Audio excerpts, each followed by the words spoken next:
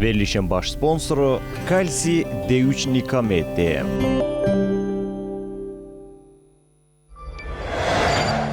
İdman həkimi, fizioterapevt Fərid Səlimovun sponsorluğu ilə Ay Həkim verilişinə baxırsınız.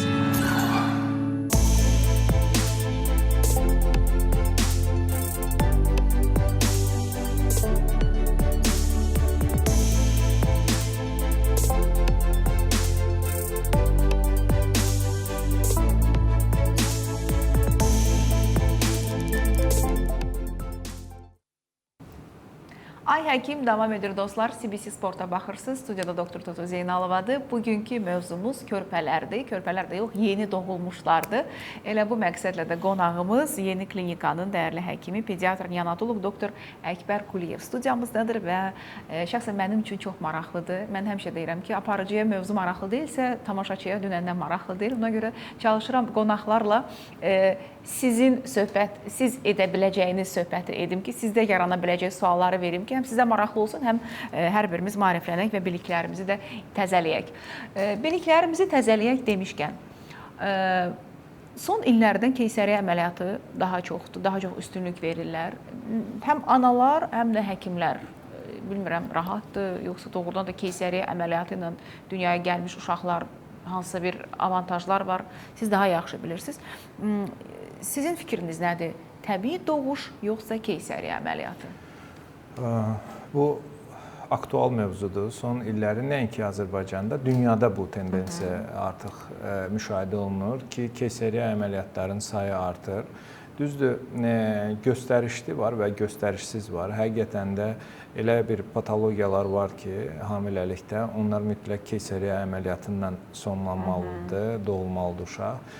Amma ki, sosial istəyə bağlı olaraq, yəni sosial problemlər deyək, bunlar artıq yəni ki, anaların istəyinə də bir qismi bağlı olubdur. O, yəni bir uşaq üçün belə deyək də, təbii doğuşla doğulmaq və təbii doğumdan sonra ananın durumu, ananın süd vermə fəaliyyəti, bunların hamısını tənzim eləməkdən ötürü təbii ki, təbii doğuş əvəz olunmazdır. Amma ki, əgər ehtiyac varsa, hər hansı bir risk varsa, biz hər zaman, yəni həkim olaraq da, eyni zamanda da bizim mama ginekoloqlarımız, yəni həm ananın sağlığını, həm uşağın sağlığını və bütün riskləri nəzərə alaraq keysəriyyə qərarı verə bilirlər. Amma keysəriyyə ilə doğulan uşaqlarda təbii ki, postnatal dönəmdə, yəni doğumdan sonraki dönəmdə bir sıra problemlər ola bilir. Özəlliklə ağciyər, respirator problemləri ola bilir. Çünki bildiyimiz kimi ağciyər inkişafı ana bətində son həftələrdə, son 2 həftələrdə baş verir. Yəni o da 37-38 həftəyə dəlalət eləyir. Yəni ondan erkən doğulan uşaqlarda biz 80% tənəffüs problemlərini müşahidə edə bilirik. Yəni nəticələnə bilir və o uşaqlara da yüngül tənəffüs dəstəyindən tutmuş, yəni belə deyək də, ağciyərlərdə doğal olaraq surfaktan sintez olunur, hansı ki, ağciyərlərin alveollarının, yəni həm tənəffüsündə, həm o amortizasiyasında iştirak edən bir maddədir, tibbi maddədir və onun azlığından dolayı, yəni bu problemlərlə qarşılaşır. Biz dərman olaraq surfaktan ağciyərlərinə verə bilirik. Yəni o artıq belə deyək də, intubasiya və yaxud da ki, tənəffüs cihazına bağlamaq uşağı, bu da son mərhələdir, süni tənəffüs aparatına, bəli. Bu artıq yəni ki, belə deyək də, süni tənəffüs dəstəyinin irəli bir növüdür. Bu problemlərlə tez-tez qarşılaşırıq. Amma əgər bir uşaq 34 həftənin üstündə normal doğumla doğarsa, o uşaqların 99%-də tənəffüs problemlərindən rastlaşmırıq. Amma sezaryenlə, keysarka ilə, yəni keysəriyyə kəsiyi ilə doğulan uşaqlarda təəssüf ki, bu hallarla tez-tez rastlaşırıq biz neonatoloq olaraq. Bəs misal üçün keysəriyyə əməliyyatı planlaşdırılıb, deyək ki, bir 10 gün sonraya, amma bugün keysəriyyə planlaşdırılandan daha tez doğum başlayırsa, təbii doğuş başlayırsa və başladığı üçün də götürülüb keysəriyyə əməliyyatı edirlərsə, burada da o problemlər yarana bilərmi? Yoxsa təbii doğuş başladığı anda keysəriyyə əməliyyatı olunsa bu problemin qarşısını almaq olar? Orada həftənin hansı həftəsində ondan asılıdır. Məsəl üçün, əgər bir həkim 38 həftəsində planlaşdırıbsa keysəriyyə əməliyyatını və ondan bir həftə, 2 həftə tez olarsa, təbii ki, dediyim problemlərlə rastlaşa bilərik. Amma ki, doğum həftəsinə daha çox çalışırlar, əgər heç bir göstəriş olmada, sosial bir belə deyək də, istəyə bağlıdırsa, doğum həftəsinə yaxın götürürlər. Onlarda da tez-tez o problemlər olur. Bir də bir məsələ var ki, bu məsələni hər zaman vurğuluyurlar, həm pediatrlar, həm UNICEF-in proqramındadır, ana südü ki, uşaqlar üçün çox vacibdir, önəmlidir. Vaxtından əvvəl doğulmuş uşaqların qidalanması necə bərpa olunur, necə tənzimlənir ümumiyyətlə bu proses? Bəli, o da aktual mövzudur. O da yəni erkən doğumun problemlərindən biridir. Çünki yəni belə deyək də, fizioloji doğuş və yaxud da hamiləlik bunlar bir xəstəlik deyil. Bunlar fiziologiyadır. Bunlar insanın yəni normal həyatında olan bir şeylərdir. Amma hər hansısa bir problemlə rastlaşsaq, istər-istəməz orada müəyyən bir axsaqlıqlar deyək, ya da əksikliklər deyək, baş verir. Eyni zamanda da bu süd ifrazı anada, yəni ki, əgər 28 həftəsində uşaq doğulubsa, təbii ki, o uşaq əmmə qabiliyyəti, udma qabiliyyəti olmadığı üçün anada süd az olur və onu davamlı uşağın 1 yaşına qədər təmin edə bilmədiyi bir hallarla qarşılaşırıq. Onda yəni məcbur uşağı ac buraxa bilməzsən, süni qidalara üst tuturuq. Amma ki, maksimum biz çalışırıq ki, ana südünü saxlaya bilək. Ondan ötəri ana südü konsultatları da var. Hansı ki, sırf ana südündən ana südünün çoxalmasına və yaxud da ki, uzun dönəm təmin olunmasına belə deyək də, dəstək verirlər, təhsil verirlər analara və ya onları öyrədirlər. Biz onlara üst tuturuq. Çünki erkən doğumlarda süni qida da başlayanda mədə-bağırsaq problemlərindən, ciddi şəkildə mədə-bağırsaq problemlərindən də rast gəlirik. Çünki mikroflora hələ... Bəli. Və elə olur ki, həmin o uşaqlarda damar yolundan da, parenteral qidalanmada da deyirik ki, məsəl üçün mədə-bağırsaq əgər qidalanması yoxdursa, ağızdan qidalanmasının məsəl üçün qərar verib, əgər dayandırılsa, zondla mədəyə birbaşa varsa? Zondla, bilirsiniz necə, zondla o məcburi bir haldır. Çünki əgər uşağın əmmə, udma refleks koordinasiyası yoxdursa, o da erkən həftələrdə olmur. Hər bir refleksin özünün inkişaf eləmə bir zamanı var. Əgər ondan erkən doğulubsa, o uşaqlarda olunur, məcburi zond vasitəsilə qidalandırırıq.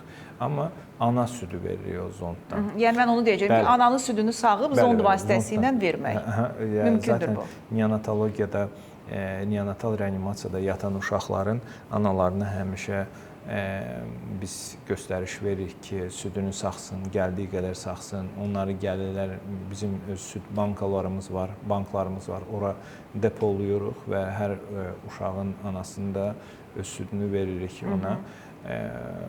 Yəni bu şəkildə izləm gedir və kilo alana qədər. Artıq onun əmməsi, udması, uşağın inkişafı gəlib o vəziyyətə çatır ki, özə əmə bilir və anaları da ziyarət saatları var. Biz tərcih edirik ki, uşaqlar analarla mütləq təmasda olsunlar, yəni kontaktda olsunlar. Ziyarət saatlarında bir neçə dəfə yəni ana-uşaq təması yaradırıq. Çünki orada həm ananın da südünün artırılması, yəni beynəlxalq belə rekomendasiyalara uyğun olaraq artır. Eyni zamanda uşağın sağalma dövrü də tezləşir.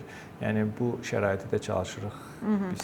Bəs bir də var idi, bilmirəm, indi var yoxsa yox. Deyirlər ki, bu mənim süd anamdır. Mən anadan olanda anamın südü olmur və ya xəstə olub. Bizim evdə çalışan bir qadın da uşağı doğulub təsadüfən onun südünü donor süddən. Varmı indi də? Deyək ki, bu hamilə süd verəcəyi vəziyyətdə deyil və yaxud elə ağır dərmanlar qəbul edib ki, hal-hazırda onun südü övladına uyğun deyilsə, başqa bir ananın da südü çoxdursa verə bilərikmi başqa ananın südünü digər Hal-hazırda övladlara? o elə bir yanaşma təvsiyə olunmur. Çünki donor südün, yəni ki, ilərdə o uşaqların kimdən qohum olacağını, kimdən evlənəcəyi bəlli olmadığı üçün və yaxud da müəyyən problemlər yaratmağını UNICEF tərəfindən və beynəlxalq səhiyyə təşkilatları tərəfindən dəstək olunmur deyə, ona görə elə bir yanaşmamız yoxdur. Yəni avtomatik bunlar süd bacısı, süd qardaşı olurlar da belə çıxır əgər. Yəni o da miflərdən biridir ki, Maraqlıdır, maraqlıdır. Buna görə bizim bir hocamız var idi Türkiyədə. Deyirdi ki, hər canlının südü öz yavrusunadır. Ona görə o biraz düzü kobud deyirdi ki, inək südü inəklər üçün də insanlar ümumiyyətlə inək südü istifadə etməməlidir. Bu da ayrıca bir məsələdir. Bugün müasir dövrdə süni qidalar mövzusunda da kifayət qədər böyük müzakirələr gedir. Bunun məsələnin neqativ tərəfləri də var. Siz nə düşünürsünüz? Və yaxud bilmirəm necə qoyum sualımı ki, nə şiş yansın, nə kabab. Bu süni qidalar, uşaqlara, yeni doğulmuşlara verilən süni qidalar hansı standartlara cavab verməlidir? Bunları nəyə uyğun seçirsiniz? Kimə, hansı uşağa, hansı süni qida, onun tərkibi hansı standartlara cavab verməlidir? Ana südünə bilmirəm nə qədər yaxınlaşdıra biliblər. İstənilən halda ana südü kimi olmayacaq. Çünki bütün bunlar gələcəkdə uşağın bir çox məsələlərdə həyatına təsir edir. Onun mikroflorasına, onun çəki problemlərinə qədər, yəni bu mövzu uzana bilir, yaxalanacağı xəstəliklərə qədər. Bəli, təbii ki, bu mövzu həssas mövzudur. Çünki burada, yəni belə deyək də, anaların və həkimlərin yanaşmasında bir qarmoniya olmalıdır və onlar bu yolda doğru yol nədirsə də, uşaq üçün ən optimal, ən sağlam yol nədirsə də onu seçməlidirlər. Amma təbii ki, sözsüz olaraq hər zaman ana südü olan yerdə, ana südü faktoru olan yerdə heç bir süni qidanı təvsiyə eləmək doğru bir şey deyil. Biz hər zaman çalışmışıq, yəni ki, ana südü tərəfdarı olaq və hər zaman da ana südü varsa maksimum uşaq yararlanmalıdır. Heç olmasa ilk 6 ayına qədər. Bəzi istəyir sosial göstərişlər, istəyir tibbi göstərişlər olaraq bəzən süd olmur və yaxud da ki, uşaq erkən həftədə doğulanda artıq ana südündən məhrum qalır. Yəni bu mərhələdə biz adaptasiya olunmuş süni qidalara üst tuta bilirik. Süni qidaların içində də xüsusi qidalanmalar var, hansı ki, uşağın metabolik xəstəliklərinə bağlı olaraq və yaxud da ki, az çəkisinə bağlı olaraq və yaxud da ki, müəyyən bir mədə-bağırsaq probleminə bağlı olaraq biz onları, yəni spesifik olaraq o uşağa nə uyğun gəlirsə, onu təyin eləyə bilirik. Amma dediyim kimi, yəni bunlar hamısı tibbi göstəriş xarakteri daşıyır. Bu sosial göstəriş bəzən analar, yəni erkən aylardan işə çıxırlar, yəni süd vermək də istəməyən analar var. Onlar artıq sosial bir göstəriş təbəqəsinə aiddir. Yəni onlarla belə deyək də bizim biraz fikirlərimiz üst-üstə gəlmir deyə bəzən həkimləri süd, ana südü tərəfdarı olduğu üçün bəyənmirlər, dəyişirlər, gedirlər başqa həkimlərə falan. Amma yenə də hər kəsin şəxsi seçimidir. Biz həkim olaraq həkim tərəfini mütləq doğru tərəfini deməliyik. Süni qidaların tərkibinə qalanda bunlar süni qidalar beynəlxalq standartlarla tənzimlənir. Özünüz bilirsiniz ki, yəni çox həssas mövzudur. Onların hər bir dövlət siyasətində də daxili qida təhlükəsizliyi qurumları var. Onlar yəni bu tərkibini ciddi bir şəkildə nəzarət edirlər. Orada maksimum, yəni ana südünə yaxınlaşdırmaqda düzdür, nə qədər yaxınlaşdıra biliblər, onun yəni incəliyini deməyəcəm, amma yəni ana südünü əvəz eləməz. Onu deyə bilərəm ki, çünki ana südündən keçən ananın immunoglobulinləri, hüceyrələri, bunlar hamısı yəni uşaq üçün çox vacib olan bir amildir. Hətta belə bir çalışma var, ana südü ilə qidalanan uşaqlarla və yaxud da ki, süni qida ilə qidalanan uşaqları irəlidə də bir araşdırma aparıblar. Daha tez-tez xəstələnirlər süni qidalarla qidalanan uşaqlar. İmmun sistemi infeksiyonlara daha yatqındır. Bunlar hamısı yəni çalışmalar bunları təsdiq edir. Amma və öz güvənləri də daha aşağı olur süni qida ilə qidalanan və ana ilə kontaktı az olan uşaqların. Çünki uşaqlar ümumiyyətlə 2 yaşına qədər özlərini ayrıca fərd olaraq tanımırlar. Onlar özlərini ananın davamı o kimi gördükləri üçün əslində uşaqları ilk aylarından evdə dayəyə qoyub işə çıxmaq bu gələcəkdə körpə uşaqlarda yarana biləcək mental problemlərə gətirib çıxara bilər ki, psixoloji problemlər yaradır. Hal-hazırdakı zamanda yəni çox ailələr elə eləyir. Amma ki, belə deyək də, indi həyat tərzi dəyişibmi, yoxsa qadınların biraz işə yanaşması fərqlidirmi? Amma ki, ana statusunu hər zaman bir qadın qorumalıdır. Çünki sizin dediyiniz kimi ən azı 2 yaşına qədər, 3 yaşına qədər, hətta yadımda bağça yaşı da 3 yaşdan başlayırdı. 3 yaşına qədər ananın ayrılmaz bir hissəsi olur uşaq. O zaman uşaq siz dediyiniz kimi həm həyat tərzi, həm özgüvəni, həm xarakteri irəlidə yəni insanlara yanaşma tərzinin belə fərqləri olur. Mən təşəkkür edirəm sizə. Çox sağ olun ki, gəldiniz, belə faydalı, maraqlı məlumatlar verdiniz. Bugünkü qonağımız dostlar Yeni Klinikanın pediatr neonatoloqu doktor Əkbər Quliyev idi. Biz təbii ki, bütün həkimlər istəyir ki, valideynlərinə sağlam övlad versinlər. Həm ginekoloqlar, həm neonatoloqlar və Azərbaycan səhiyyəsi çox şükür ki, bugün bu mövzuda çox güclüdür. Hər bir şəraitimiz, hər bir resurslarımız var bunun üçün. Əsas odur ki, vaxtında problemi aşkar edib doğru ünvana müraciət edək və mən hər bir ailəyə sağlam körpə sahibi olmağı arzu edirəm.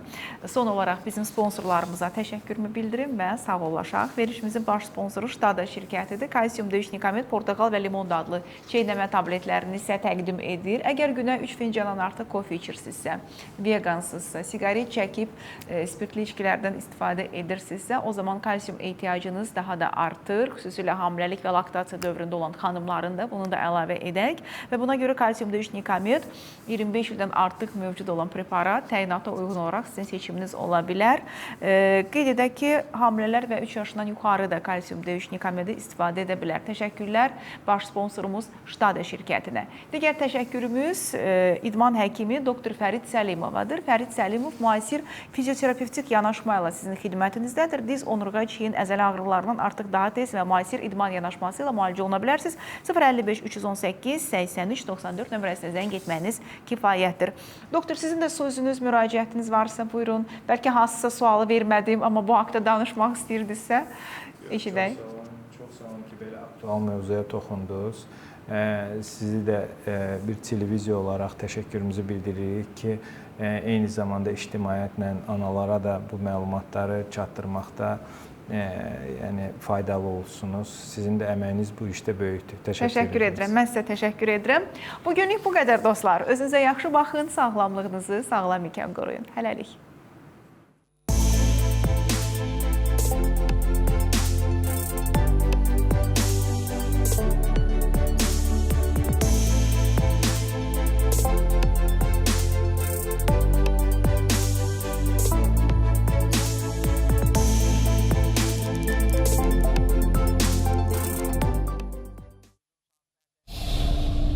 Verilişin baş sponsoru Kalsi D3 Nikamet'dir.